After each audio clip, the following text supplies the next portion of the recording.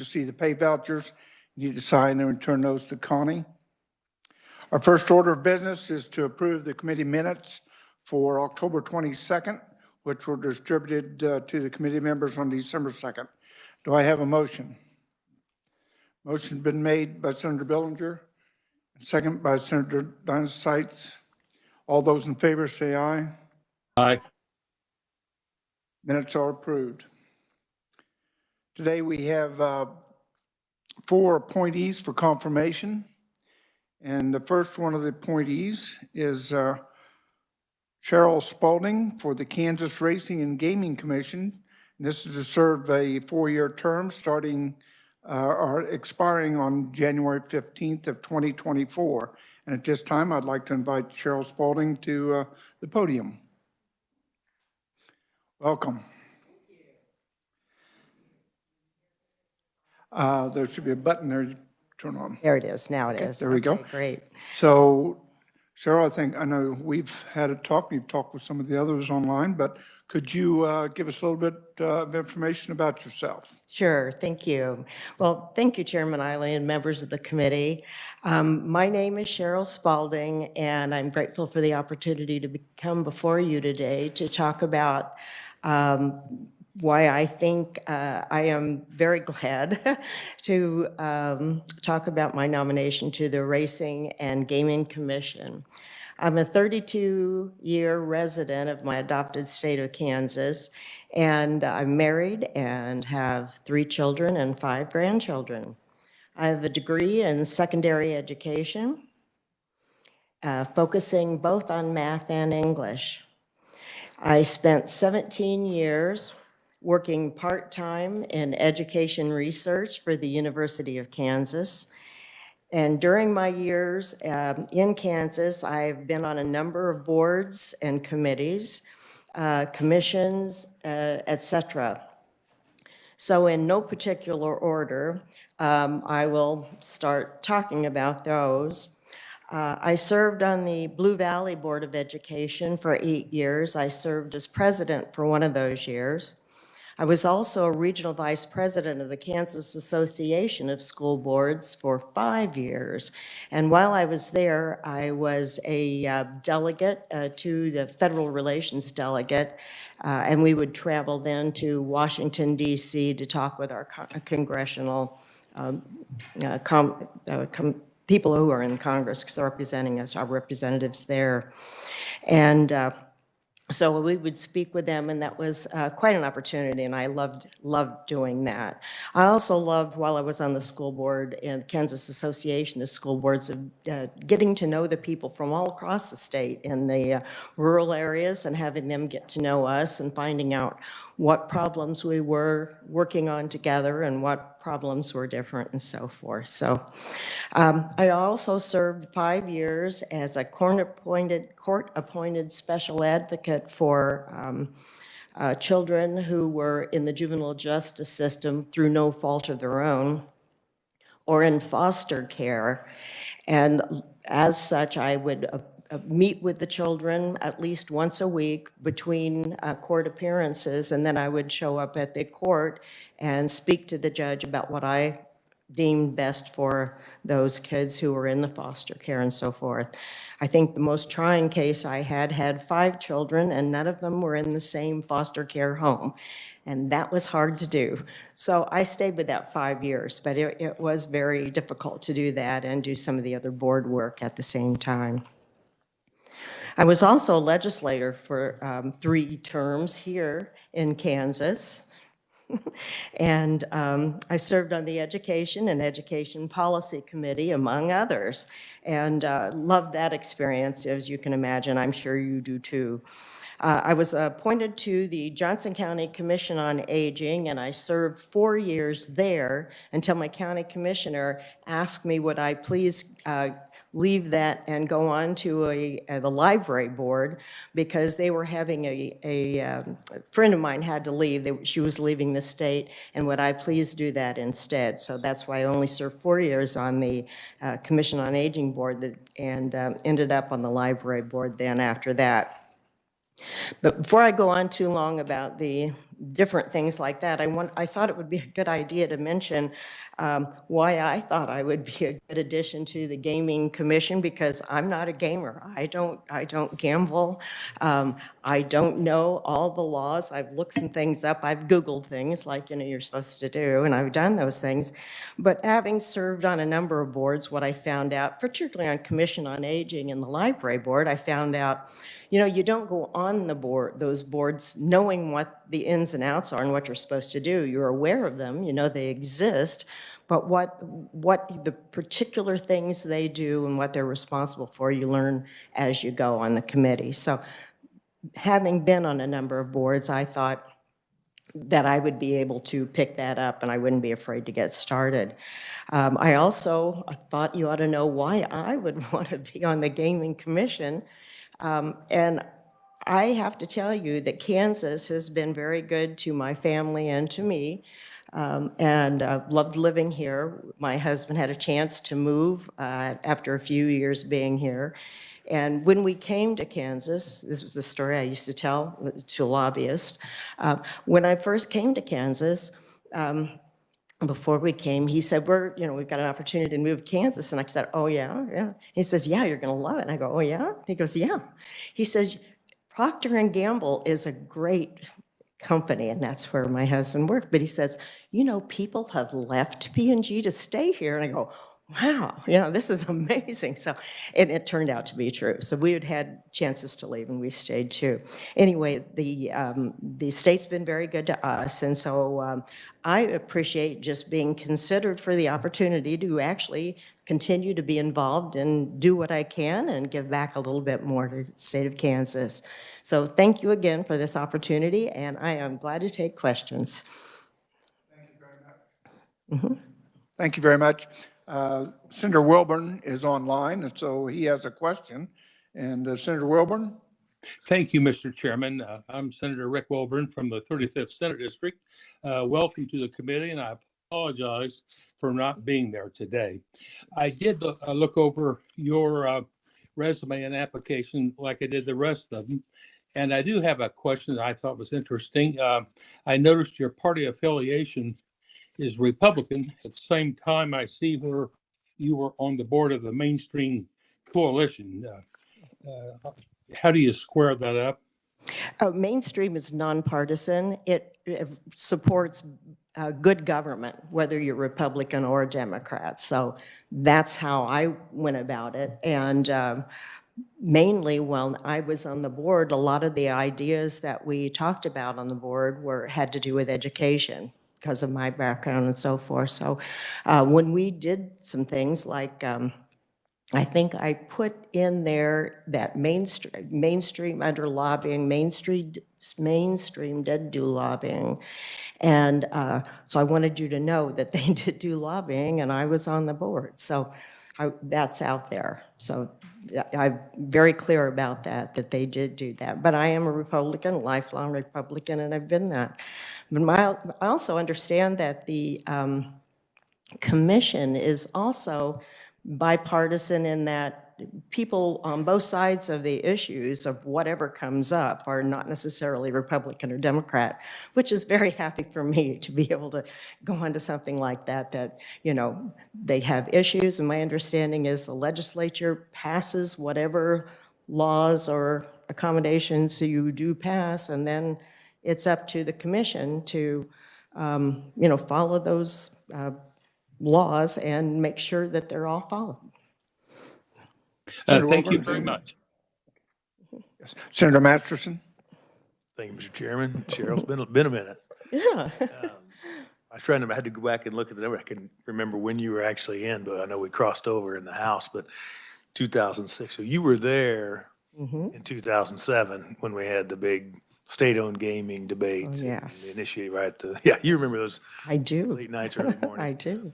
So and not that it disqualifies you anyway, did you have any, were you part of forming any of Senate Bill 66? I mean, the actual writing of the law?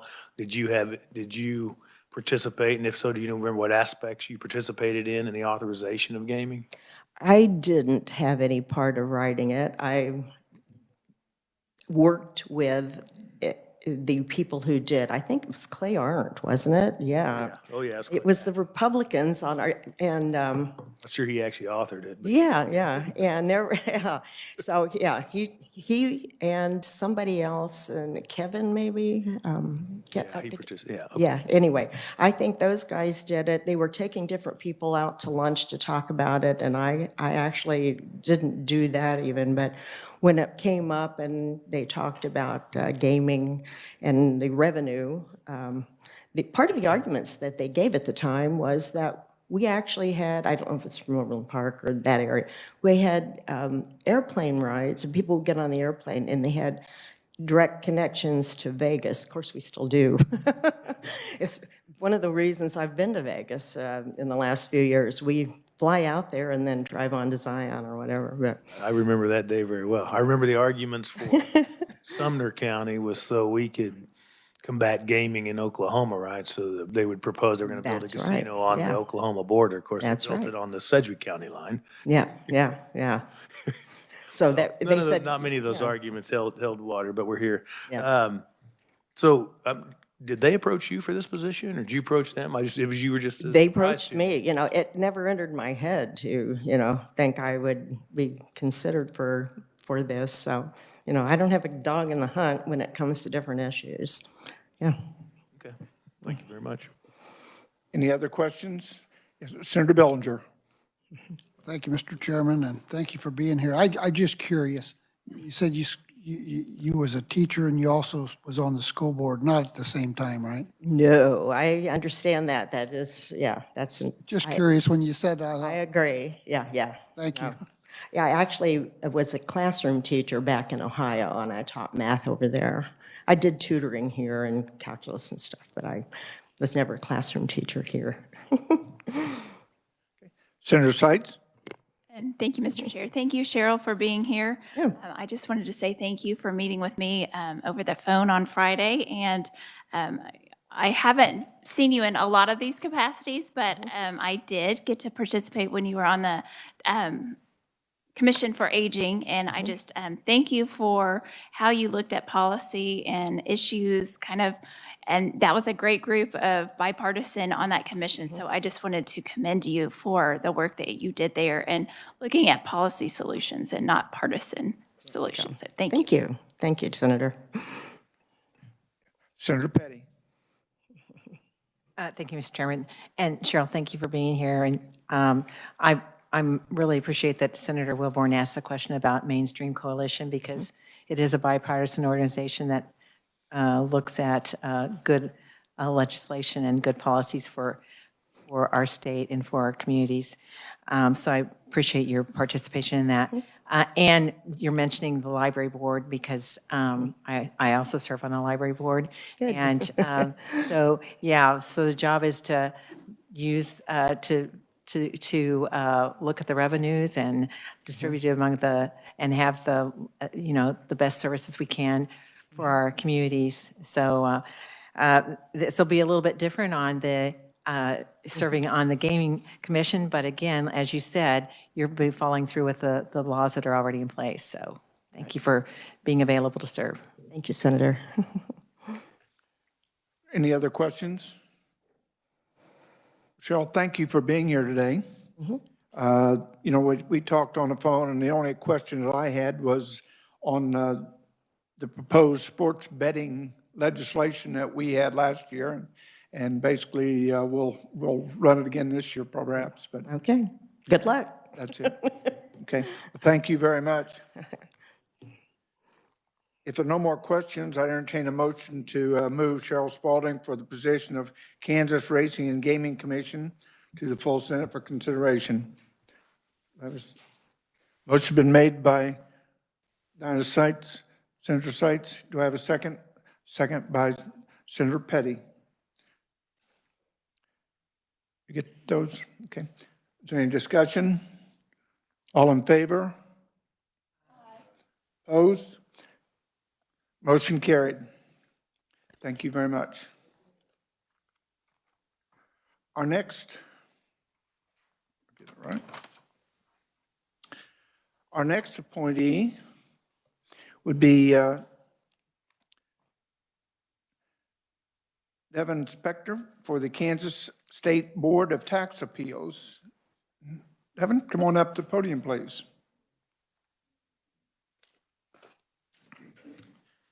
And again, Devin, welcome to the committee. And we'd like for you just to tell us a little bit about yourself. Appreciate it. Thank you, Mr. Chairman and distinguished committee members. My name is Devin Sprecher, and I thank you for the opportunity to appear in support of my appointment to the appraiser seat on the Board of Tax Appeals. As I was reviewing this last night, I was thinking my mom would scold me because all it says is I and me as I read through this. But here we go. I'm a lifelong Kansan. I grew up in Wichita and the surrounding area before moving to the Linden Osage City area south of Topeka after graduating from Emporia State University with a degree in business administration. I started my appraisal career in 1987 during reappraisal in Kansas. It was completed in 1989. During that time, my associates and I completed appraisals in 4 Kansas counties for the counties, and then we did 2 additional counties in Kansas and 1 in Nebraska immediately following reappraisal. After reappraisal was completed, I started a fee appraisal firm doing appraisals for banks, attorneys, individuals, cities, and counties, mostly on commercial property, retail, office, industrial, special use, or agricultural tracts. The majority of my appraisals are in the Topeka area or the eastern third of Kansas, with some work in Wichita, the western Kansas on occasion, as well as out of state. In 1993, the Kansas Real Estate Appraisal Board was formed, and they required licensing in the state. So you had to do a submission of experience as well as education, and then take a comprehensive exam. And I've been general certified since that time in 1993. There's a continuing education requirement as part of being a licensed appraiser, so I've continued to take education online across the country, as well as through the Kansas Department of Property Valuation, who offers continuing education for mass appraisal as well as Kansas tax law. And I have stayed involved in the mass appraisal side as well. I've worked in counties. Up until my first appointment to the Board of Tax Appeals, I worked with Pottawatomie County, Osage County, in doing their mass appraisals for them, in addition to the fee appraisal work. And I feel that's a great benefit in this position, because I understand how counties put their values together, the modeling and stuff that goes into that, as well as the fee appraisal side that I do on the other side of my business. That would be typically the appellant side of a hearing. So I see both sides. I've served on the Linden State Bank Board of Directors since 2010. That's allowed me to closely follow financial markets and how interest and property values are related. Obviously, everybody's seen the decline in interest rates has impacted property values up, and that's very prevalent in the commercial side of appraisal, even more so than in residential. I'm an owner-operator of a cattle and farming operation in southern Osage County, and this provides me an understanding of land uses, obviously, and a lot of appeals that we have at the board are agricultural use questions or appeals, so I feel fully informed when those come about. As I said, I was fortunate to have been appointed to the board, serving from 2016 through early 2020. And during this tenure, I gained a much deeper understanding of state statute and case law. I wasn't fully active in when I did work for counties at the appeal level. It wasn't near to the depth of what I learned when I was on that board. And that takes a while to get up to speed with all the statutes that are applicable to every appraisal that's done for ad valorem taxes. Also, I learned how to rule on requests for exemption, as well as rulings that come to the board from the Kansas Department of Revenue. I take the responsibility of a seat on the board very seriously, ensuring that every party that appears is given a fair and impartial hearing, and rulings that are in consonance with state statute as well as case law.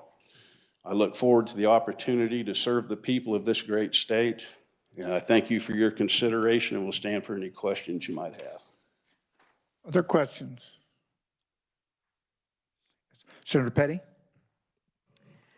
Thank you so much for being here, Devin, and for taking on this opportunity to serve on the Board of Tax Appeals. I almost hate to ask this question, but it seems to me that the dark store theory is a ever-moving process that's impacting appraisals and taxes throughout our state. And so I know that this will be something that'll come before you if you're appointed to this position. So could you respond to some thoughts you have about the dark store theory? Yes, that was very prevalent in my first term on the board. And I can honestly say that as a board, we never ruled or looked at an appraisal of a building as it's set in dark or empty. The state of Kansas, the courts have repeatedly said we're a fee simple state. Fee simple means that you have all the ownership interests that are available, the right to sell it, occupy it, sell it, or lease it. So a leased building, you've given up one of your bundle of rights. So in fee simple, you look at it like the property is available for lease on January 1 of every year. What would that property lease for if available? That doesn't mean that the existing tenant in the building couldn't continue to lease after January 1. So I have never in my private practice that I can recall, and certainly on the board, never ruled based on a building being dark or vacant. Thank you. Thanks for that description, too. I appreciate that. Thank you. I've got a question on that. Could you then explain the difference between a fee simple valuation and a lease fee valuation? Sure. Lease fee just means that the property is encumbered by a lease. It's more you're valuing a contract right than a property right. A property right is the land and building as it's set. A contract right, if I have a building that's leased for 30 years compared to a building that has 3 years left on a lease, that building with the 30-year lease, everything else being equal, will sell for substantially more because an investor will buy that just knowing he has an annuity of income with a credit tenant. Whereas if you only have 3 years left on the lease, you're going to lose your tenant, or you got to renegotiate with that tenant to get them back in. So there's not the security with the short-term lease that you have with the long-term lease. So thank you for that. And if I hear what you said correctly, we shouldn't be using the lease fee appraisal for the valuation appraisal. Is that correct? That is how the courts have continually ruled. Both the Court of Appeals and the Supreme Court have said not to consider long-term leases. You consider the property is available for lease on the date of value. What would the market rent, vacancy, and capitalization rate for that property be as of that date, not what the property is actually leased for an extended period. Thank you very much. Any further questions? Seeing none, thank you very much. At this time, I'd entertain a motion to move Devin Spector to full Senate for consideration, and say aye if you approve, and oppose, say no. Do I have that motion? Motion's been made by Senator Masterson and seconded by Senator Seitz.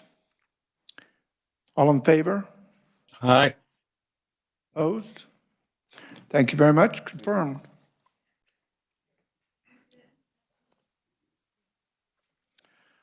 At this time, I'd like to invite General Bill Turner to the podium for Director of Kansas Commission on Veterans Affairs.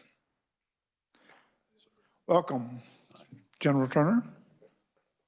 If you would, tell us a little bit about yourself. All righty, sir. Thank you. Thank you, Mr. Chairman, Vice Chair, and members of the committee. My name, as stated, is Bill Turner, and I'm grateful for the opportunity to be able to appear in front of you today in support of my appointment as the position of Executive Director of the Kansas Commission on Veterans Affairs. I started my life in Kansas. I was born here in Fort Leavenworth, Kansas, but my father was a career Army officer, and he has served in a number of places. And so as thus, I moved around quite a bit in my upbringing.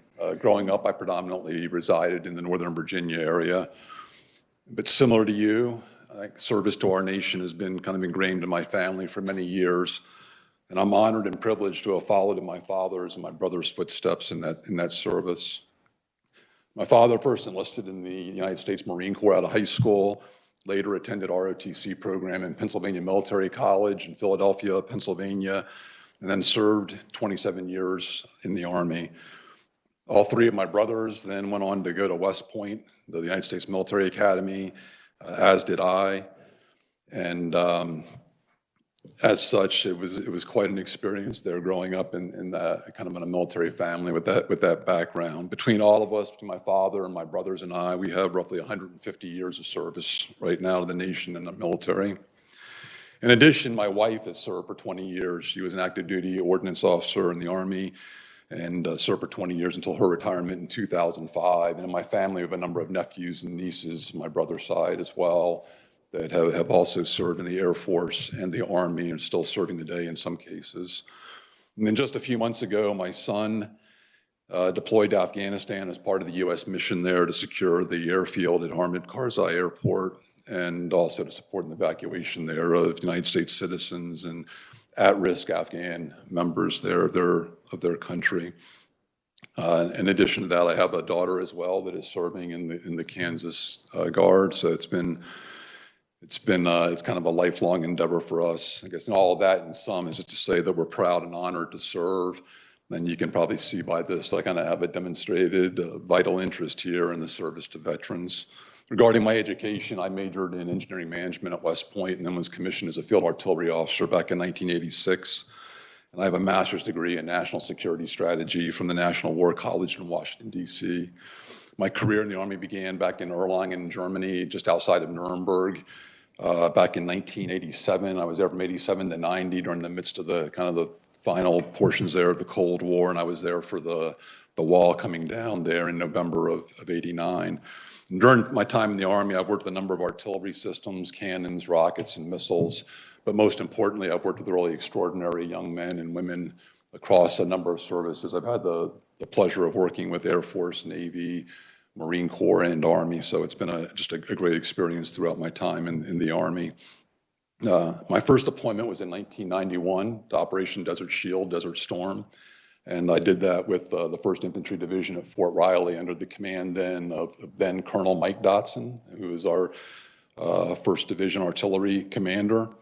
And then I went on, and during my 32 years of service, I served in a number of command and staff positions throughout the Army at a number of different levels, including a number of overseas tours in support of operations in Iraq and Afghanistan.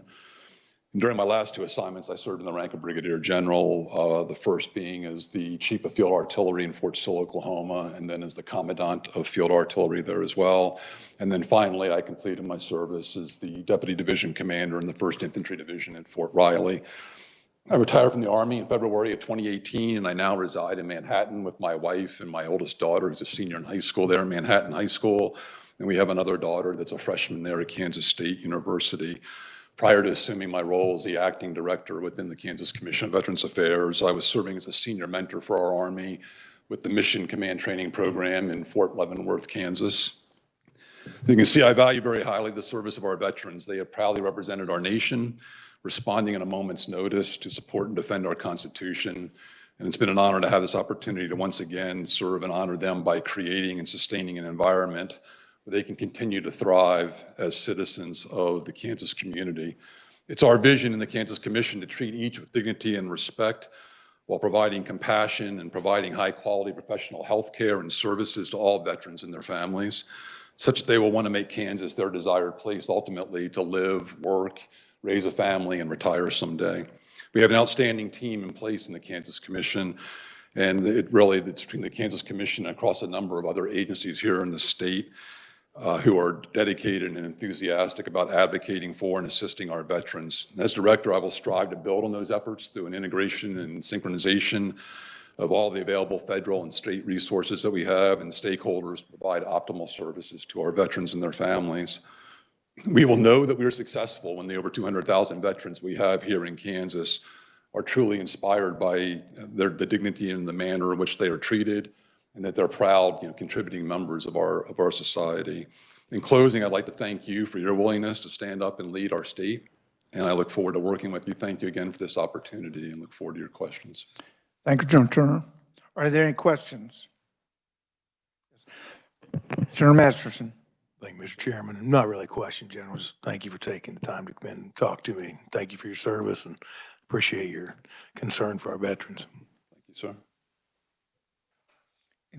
Senator Petty. Thank you, Mr. Chairman. I've got to say, I can't imagine that there's that many families that have such a long career at the academy. So I'm wondering if you guys don't, if your family doesn't hold some sort of accolades because you've had your father and then 4 sons to go through. I don't think we do. I think we were all pretty low key, and we were truly grateful for the opportunity to do it. I mean, there was a great deal that we learned, I think, and we grew up a lot there and matured there, which was good. So we enjoyed that. And this is totally off of the subject here, but as I was looking through the business activities, so your wife work for Starbucks, or did you own a Starbucks? Oh, no, I don't own it, no, ma'am. So when we retired in the community, my wife pursued her graduate degree in academic counseling from Kansas State University. And then alongside of that, she saw Starbucks as an opportunity to be a barista and to work in the community and kind of interact with and know people. She probably knows more people there in Manhattan than I do from her time there. Definitely a wise choice. Yes. Thank you. Yeah. Senator Bellinger. No question either, just thank you and your family. I too would like to say thank you. And I just was very impressed when we met with you back early in the spring when you were just kind of filling in this position. And I saw how you care about this and you are out there actively pursuing, trying to get engaged with veterans. So thank you so much. Having a home, veterans home in my community, we appreciate that aspect, bringing them to our community and appreciate what they do down there. And that's very, we thank you for that. And thank you for your family's service also. So with that, and if there are no more questions, I'd entertain a motion to move General Turner to the position of Director of Kansas Commission of Veterans Affairs Office for the full Senate. Senator Masterson moved and seconded by Senator Bellinger. All in favor, say aye. Aye. Opposed? Thank you very much. We definitely appreciate that. I appreciate your time today. And our last appointee would be, I'd like to invite Pat Young with the Kansas Public Employees Relations Board to the podium. And this will be for a term of 4 years, starting March 15th, 2025. And Pat, welcome. Thank you. Why don't you tell us a little bit about yourself? Sure. Thank you, Mr. Chairman. Chairman Alley, Vice Chair Sykes, Senate President Masterson, Senator Petty, Senator Wilburn, and Senator Bellinger. My name is William P. Young, and it's an honor to appear before you today as the governor's appointee to the Public Employee Relations Board. I'm a lifelong resident of Kansas City, Kansas, where I attended Bishop Ward High School and Kansas City, Kansas Community College. Shortly afterward, I began my career with the Kansas City, Kansas Fire Department, retiring in 2010 after 32 years of service. I served as a fire captain for 23 years prior to my retirement. As a fire captain, I led a frontline fire attack and rescue crew, during which time I received an award for merit for demonstrating bravery and disregard for personal risk and injury in the line of duty, for finding a trapped victim inside a burning structure. I want to let you know that the bravery and disregard, those aren't my words, that's just what they put on the plaque. On a little more personal note, I'm a father, a husband, a stepfather, a grandfather. I was recently asked by my stepdaughter if I would adopt her, which I did gladly. And shortly afterward, I had the honor of giving her away at her wedding. Those are the things in my life that I'm most proud of. During my fire department career, I also served as Secretary-Treasurer of the International Association of Firefighters, Local 64 from 1985, until I served out my final term, fully retiring at the end of 2019. I feel that being both a labor official and a supervisor has given me an understanding of issues that may affect both an employee and an employer, and will give me the ability to treat each equally. My experience in the labor field gives me a perspective to view issues regarding employees' complaints in an educated manner. Furthermore, my position as a fire captain in the Kansas City Fire Department gives me an ability to equally understand positions on issues taken by employers that come before the board. The role of the Public Employee Relations Board is to administer the Public Employer-Employee Relations Act. These laws establish the right of public employees in Kansas to organize and to negotiate with public employers regarding terms and conditions of employment, to allow for resolves of grievances and disputes through an established process, and to promote the improvement of employer-employee relations within the various public agencies across the state. I view the role of individuals nominated to the board primarily to have the ability to make decisions on issues before the board to be determined in an objective, educated, impartial, and transparent manner. As a board member, I would evaluate the facts presented and follow the laws set by the legislature. It is my belief that a member of the board operating in such a manner assures that the parties having issues before the board are given an equal voice in having their respective issues taken up appropriately. Thank you, and I'll stand for any questions that you may have. Thank you. Are there any questions? Yes, Senator Petty. I'll just make a comment that I actually have known Pat for a long time, and as a firefighter and within our community. And I think this is a great appointment. I think you have the background. I mean, although you're in a public member position now, but your working experience certainly brings that knowledge to the position. So thank you for making yourself available. Thank you. Any other questions? If not, I would entertain a motion to move Pat Young for the position of Public Employees Relations Board to the full Senate. Do I have a motion? Yes. Senator Petty, and second? Do I have a second? Second by Senator Masterson. All in favor, say aye.